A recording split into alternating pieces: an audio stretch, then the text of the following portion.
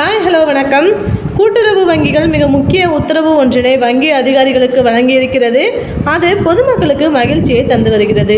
நம்முடைய தமிழ்நாட்டை பொறுத்தவரை கூட்டுறவு துறையின் கீழ் செயல்படும் மாநில தலைமை கூட்டுறவு வங்கி, மாவட்ட மத்திய கூட்டுறவு வங்கிகள், நகர கூட்டுறவு வங்கிகள் மற்றும் தொடக்க வேளாண் கூட்டுறவு கடன் சங்கங்களில் பயிர்க்கடன், நகைக்கடன் என பல பிரிவுகளில் கடன்கள் வழங்கப்பட்டு வருகின்றன.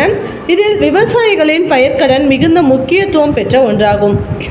லட்சக்கணக்கான விவசாயிகளின் வாழ்வாதாரத்திற்கு இந்த கடனுதவிகள் உறுதுணையாகவே இருந்து வருகின்றன.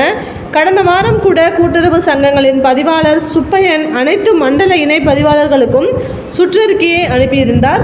இதில் தமிழகத்தில் நடப்பாண்டு கூட்டுறவு அமைப்புகள் மூலம் 16,500 கோடி பயிர்க்கடன் வழங்க இலக்கு நிர்ணயிக்கப்பட்டு உள்ளதாகவும், பயிர்க்கடனில் 30% புதிய உறுப்பினர்களுக்கும் 20% பட்டியலின வகுப்பு விவசாயிகளுக்கும் வழங்குவதை உறுதி செய்ய வேண்டும் என்றும் கேட்டுக்கொண்டிருந்தார்.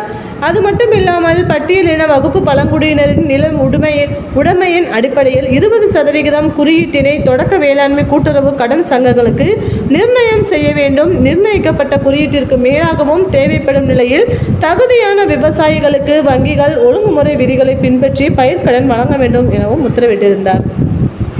இந்த நிலையில் இன்னொரு குட் நியூஸ் வெளியாகி இருக்கிறது. நடப்பு நிதியாண்டில் அனைத்து பிரிவுகளிலும் சேர்த்து 1.03 லட்சம் கோடி ரூபாய்க்கு கடன் வழங்குமாறு வங்கிகளின் மேலாண் இயக்குநர்களுக்கு கூட்டுறவுத்துறை உத்தரவிட்டு இருக்கிறது. இதில் அதிகபட்சமாக 57,562 கோடி ரூபாய்க்கு நகைக்கடனும், 16,000 கோடி ரூபாய்க்கு பயிர்க்கடனும், சுய உதவி குழுக்களுக்கு 5,505 கடனும் வழங்கப்பட்டு உள்ளதாம். இதில் முதன்முறையாக கார், மோட்டார் பைக் போன்ற வாகனங்களை வாங்கவும், அடுக்குமாடி குடியிருப்பு வாங்கவும் கடன்கள் வழங்கப்படுமாறும் உத்தரவிடப்பட்டிருக்கிறதாம். இது தவிர ஓய்வூதியதாரர்களுக்கும் வீடு உட்பட அடமானத்தின் பேரில் கடன் வழங்கப்படவும் உள்ளது. ஆக மொத்தம் வாகன கடன், ஓய்வூதியதாரர் கடன், அடுக்குமாடி குடியிருப்பு கடன் தலா 23 கோடி ரூபாய் வழங்க அனுமதி அளிக்கப்பட்டிருக்கிறது. முதல் கட்டமாக அரசு ஊழியர்கள், பொதுத்துறை நிறுவன ஊழியர்களுக்கு வாகன கடன் வழங்கப்பட உள்ளது. இதையடுத்து மாத ஊதியம் பெறுவோருக்கு வாகன கடனிலும் விரிவாக்கம் செய்யப்படுவதாக கூறப்படுகிறது.